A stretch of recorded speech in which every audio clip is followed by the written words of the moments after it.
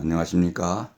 차교술 경영지도사입니다. 오늘은 기업 조직과 집단 지성이라는 제목으로 여러분과 함께 우리가 조직을 이끌 때 이러한 집단 지성과 기업 조직과의 관계를 우리가 알아봄으로 해서 이런 여러 가지 어떤 상황에 대응하는 그런 지혜가 하나 더 생길 거라는 생각하에 오늘 여러분과 함께 공유하도록 하겠습니다. 아무쪼록 여러분 끝까지 경청하시고 구독과 좋아요를 누르시면 감사하겠습니다. 기업 조직과 집단 지성. 혁신은 주로 천재들이 주도하는 과학이나 기술에 의거한 것이라는 생각은 19세기 말 발명의 시대에나 통했던 것이다. 19세기 말은 에디슨이나 테슬라, 벨과 마르코니 같은 인물들이 영웅으로 대접받던 시절이었다. 이는 조직과 경영의 시대인 20세기에는 전혀 맞지 않다. 사람들은 흔히 비운의 발명가, 불운한 천재라는 표현을 쓴다. 아쉽지만은 이런 표현은 완곡어법에 불과하다는 사실을 깨달아야 한다.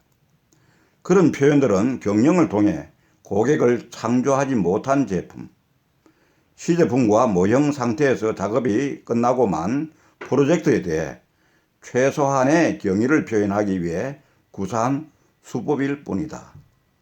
우리는 에디슨이 창업한 에디슨 제너럴 일렉트릭이 직류 방식에 대한 그의 고집과 시장 창출 전략의 미흡으로 경영난에 처했다는 사실을 잘 알고 있다.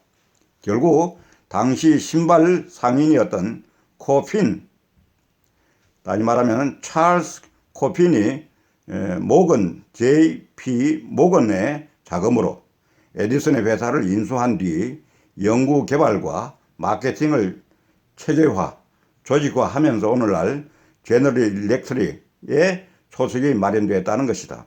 이건희 회장이 천재급 인물의 전형으로 꼽은 빌 게이츠는 어떤가?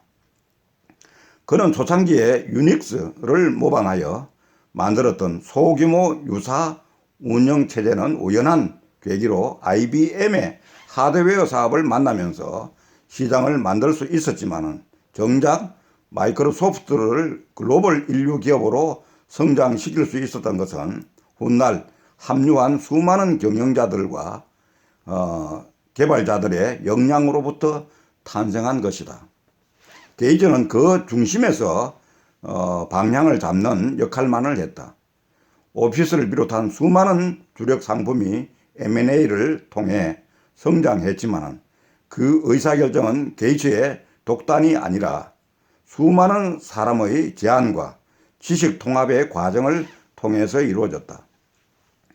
마이크로소프트의 거대한 현금 창출원이었던 파워포인트는 원래 프레젠테이션 소프트웨어 전문 벤처 기업이었던 포소트의 제품이었는데 빌 게이츠는 처음에 임원들이 이 회사의 인수를 제안했을 때 심하게 반대했다.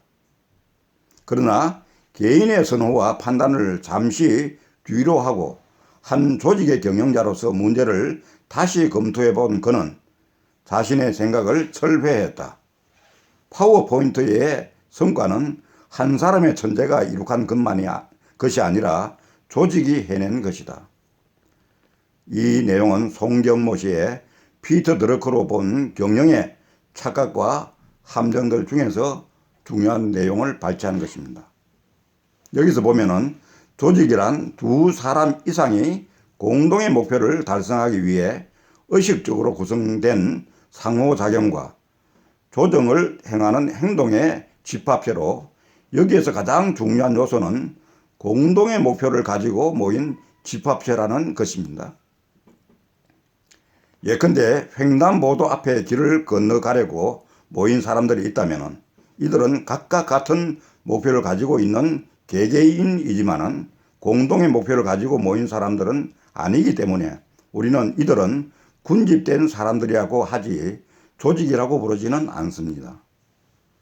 조직 행동이란 조직 내에서 인간이 취하는 행동을 의미하며 조직 행동을 효과적으로 개선하고 효율적으로 적용하기 위하여 행동과학적 측면에서 연구하고 일반화하는 것을 조직행동론이라고 합니다. 예컨대 구성원의 자기 발전과 자아성취라는 개인의 목표와 이윤을 추구하고 사회의 공익을 실현하는 조직의 목표가 있기 때문에 이러한 개별 목표들이 상호 간 이해관계를 통하여 상위의 개념인 공동 목표를 통합하면서 개인은 조직 안에서 목표를 달성하고자 매진하게 됩니다.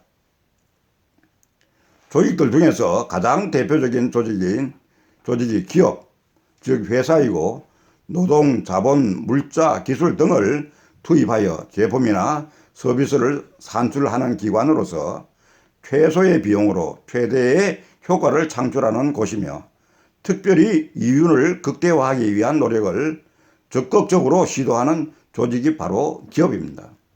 집단지성이란 개인들이 상호작용을 통해 형성하는 지적 역량이라고 정의할 수 있고 집단지성을 통해 독립적인 아이디어와 지성을 가진 개인들이 모여 혼자서 해결하기 어려운 일을 처리하거나 훨씬 창조적이고 복잡하며 어려운 일을 해결할 수가 있습니다.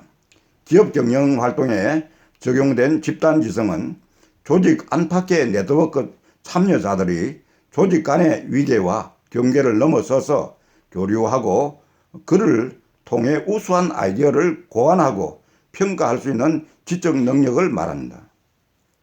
많은 기업들이 제품과 서비스의 설계와 상용화, 생산, 마케팅, 유통 방식, 조직 관리와 기업 문화 구축 등에서 집단지성 개념을 활용하고 조직 내부의 전문가는 물론 고객 외부의 전문가 집단, 공급사와 협력사, 나아가 지역사회 구성원들까지도 집단지성에 참여하는 추세입니다. 똑똑한 천재 한 명보다 다수의 평범한 사람이 협력하여 혁신을 이루기 위한 핵심 동력 중에 하나가 집단지성으로 수많은 글로벌 기업들이 집단지성과 개방형 혁신, 오픈 이노베이션을 통해 성장을 이어가고 있습니다. 우리 주변에서 집단지성을 확인할 수 있는 메카는 대표적인 장소가 바로 감옥인데 잡범들이 수감생활 중 집단지성으로 학습되어 대도가 되는 역설적인 아이러니가 있지만은 정작 미국의 실리콘밸리, 중국의 중관촌, 인도 방갈로로 등 혁신 클러스터, 테크노파크 등을 방문해 보면은 목격할 것이 별로 없는 이유는 집단지성은 눈에 잘 보이지 않기 때문이다고 우리가 얘기할 수 있습니다.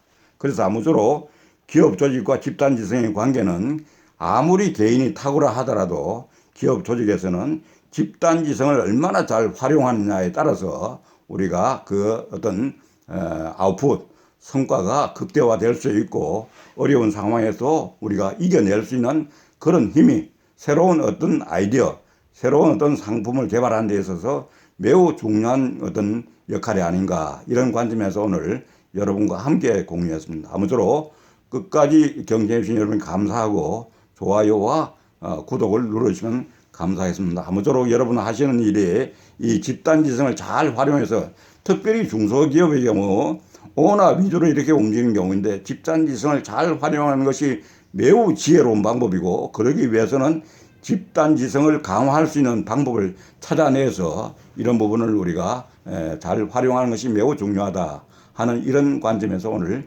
여러분과 함께 했습니다. 감사합니다.